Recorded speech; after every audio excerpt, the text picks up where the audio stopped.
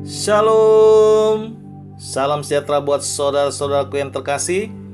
Kita berjumpa kembali di dalam renungan pagi. Saudara-saudara sekalian, marilah kita mendengar firman Tuhan. Sebelum mendengar firman Tuhan, marilah kita bersama-sama berdoa terlebih dahulu.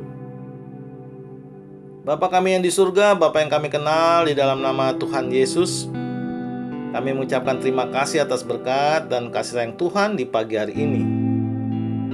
Tuhan yang baik, kami mau mendengar firman-Mu di pagi hari ini. Bukakan hati pikiran kami agar kami mengerti isi firman Tuhan dan melakukannya. Terimalah doa dan sembah kami ini di dalam nama Tuhan Yesus Kristus. Amin. Saudara-saudaraku yang terkasih, renungan pagi hari ini diambil dari kitab Injil Lukas pasal 6 ayat 36 dengan tema Bapa yang murah hati. Lukas pasal 6 ayat 36. Sebab beginilah firman Allah. Hendaklah kamu murah hati, sama seperti Bapamu adalah murah hati. Demikianlah pembacaan firman Tuhan. Saudaraku yang terkasih di dalam nama Tuhan Yesus Kristus, Nats pagi hari ini tentang Bapa kita di surga yang murah hati. Murah hati Allah Bapa di surga ialah memberikan perhatian dan apa yang terbaik bagi semua orang tanpa membedakan. Kemurahan hati Allah Bapa ialah dengan bebas menggunakan haknya untuk kebaikan semua orang dan berlaku adil. Jadi semua orang di mata Tuhan itu berharga dan Ia mengasihi setiap orang. Dan Ia memberikan kelimpahan kasih-Nya, kemurahan hati-Nya, menjadikan manusia itu kebaikan, kesejahteraan, dan keselamatannya. Saudaraku, kebaikan dan kemurahan hati Allah itu baik dan penuh belas kasih. Tetapi hanya kita manusia sering membuat perbedaan dan berlaku serta berpikir negatif. Kita iri hati terhadap orang yang hidupnya jauh lebih baik dan berhasil, atau lebih sehat, lebih untung di dalam hidupnya. Sementara kita hidup biasa-biasa saja, tetap mengalami kesulitan dan kegagalan, hidup susah dan menderita. Lalu kita menyalahkan Allah yang berlaku tidak adil di dalam kehidupan kita dan merasa menilai bahwa Allah itu tidak adil, pilih kasih, padahal kita diberi waktu dan kesempatan yang sama. Saudaraku, Allah Bapa selalu dan selamanya bermurah hati kepada kita.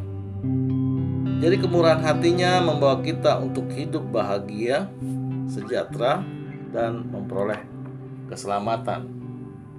Berdasarkan hal itu, mari kita belajar dari kemurahan hati Allah Bapa, supaya kita pun bermurah hati kepada sesama, seperti Allah Bapa yang murah hati. Saudaraku, kita dapat renungkan nats firman Tuhan pagi hari ini tentang kemurahan hati Bapa, bahwa ada dua hal ya. Yang pertama, Allah Bapa lah yang pertama-tama lebih dahulu bermurah hati kepada kita, dan bagaimana semestinya sikap kita setelah mendapatkan kemurahan hati Allah. Saudaraku, sebagai orang beriman, kita tidak ragu akan kemurahan hati Allah di dalam anugerah yang kita terima di dalam hidup kita. Tetapi tidak setiap orang memiliki kepekaan dan rasa syukur yang sama atas anugerah yang Allah berikan. Saudaraku, jika kita sadar siapa kita ini di hadapan Allah, bahwa kita bukan siapa-siapa dan tidak bisa apa-apa, namun dikasihi oleh Allah dan mendapatkan kemurahan hati-Nya. Jadi tidak sulit bagi kita senantiasa bersyukur dan berterima kasih atas kemurahan hati Allah dengan mengusahakan kebaikan dan kemurahan hati yang sama kepada sesama.